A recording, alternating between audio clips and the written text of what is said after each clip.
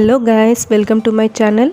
ఇవాళ నేను chocolate ice cream ఎలా తయారు చేశాననేది మీతో షేర్ చేసుకుంటాను. ఇది చాలా టేస్టీ అండ్ యమ్మీగా వచ్చింది. షాప్లో కొన్ని చాక్లెట్ ఐస్ క్రీమ్ కంటే కూడా చాలా టేస్టీగా ఉండింది. మీరు కూడా తప్పకుండా ట్రై చేసి చూడండి. నేను ఇక్కడ కోకో పౌడర్ తీసుకుంటున్నాను 3 టేబుల్ స్పూన్. ఒక 1/4 టీ స్పూన్ అంతా కాఫీ తీసుకున్నాను, కాఫీ పౌడర్. దాన్ని కొంచెం లైట్గా వాటర్లో డిజాల్వ్ చేసి పక్కన పెట్టుకున్నాను. అండ్ ఇక్కడ నేను తీసుకున్నాను గ్రేటెడ్ చాక్లెట్. మనకి మిల్క్ చాక్లెట్ దొరుకుతుంది కదా, ఏదైనా Dairy Milk or anything.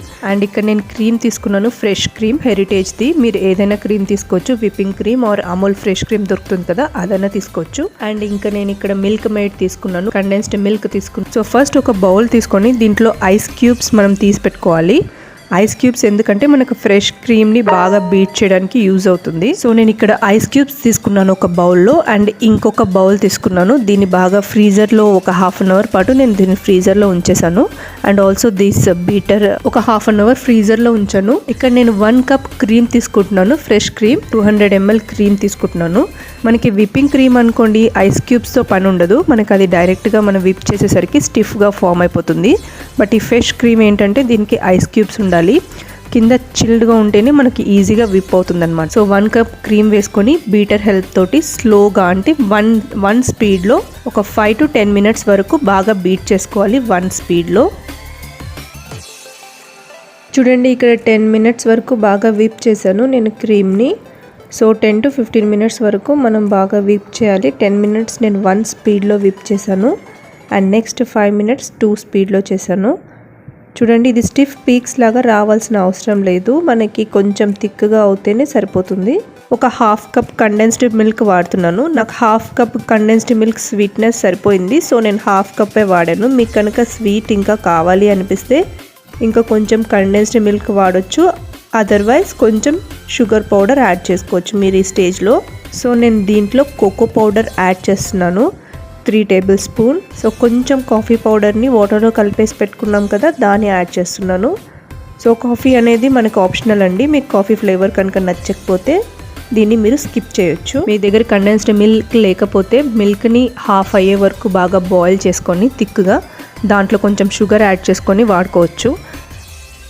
So అన్నీ మిక్స్ చేసిన తర్వాత దీన్ని బాగా ఒకసారి బీట్ చేసుకోండి ఒక 2 minutes వరకు. అండ్ ఫైనలీ నేను దీంట్లో యాడ్ చేస్తున్నాను చాక్లెట్ చిప్స్. మీరు గ్రేటెడ్ చాక్లెట్ అయినా, లేకపోతే చాకో చిప్స్, లేకపోతే కొంచెం చాక్లెట్ సిరప్ యూస్ చేసుకుంటే ఇంకా కొంచెం రిచ్గా ఉంటుంది ఫ్లేవర్. సో నేను ఇక్కడ డార్క్ చాక్లెట్ బదులుగా నేను మిల్క్ చాక్లెట్ యూస్ చేస్తున్నాను. కొంచెం చాక్లెట్ గ్రేటెడ్ పైన వేసుకొని బాగా మిక్స్ చేసుకొని దీన్ని నేను ఒక 8 కంటైనర్లో తీసుకుంటున్నాను. సో మీ దగ్గర 8 కంటైనర్ లేదు, ఒకవేళ కంటైనర్కి మూత లేదు అనుకుంటే మీరు దానికి సిల్వర్ ఫాయిల్ అయినా ప్లాస్టిక్ ర్యాప్ అన్నా వేసి ఫ్రీజర్లో ఉంచండి. సో నేను ఇది ఓవర్ నైట్ పెట్టబోతున్నాను ఫ్రీజర్లో. సో మొత్తం మనకి 500 ml కంటైనర్ ఫుల్ అయిపోయింది, చూసారా. సో మొత్తం ఫిల్ చేసేసి దీన్ని నేను క్లోజ్ చేసి ఫ్రీజర్లో పెడుతున్నాను. దీన్ని మనం ఒక 6 to 8 hours వరకు ఫ్రీజర్లో సెట్ చేయనివ్వాలి.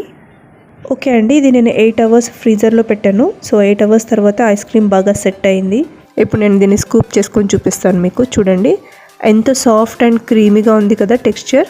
టేస్ట్ కూడా చాలా బాగుండిందండి. మీరు కూడా తప్పకుండా ఒకసారి ట్రై చేసి చూడండి.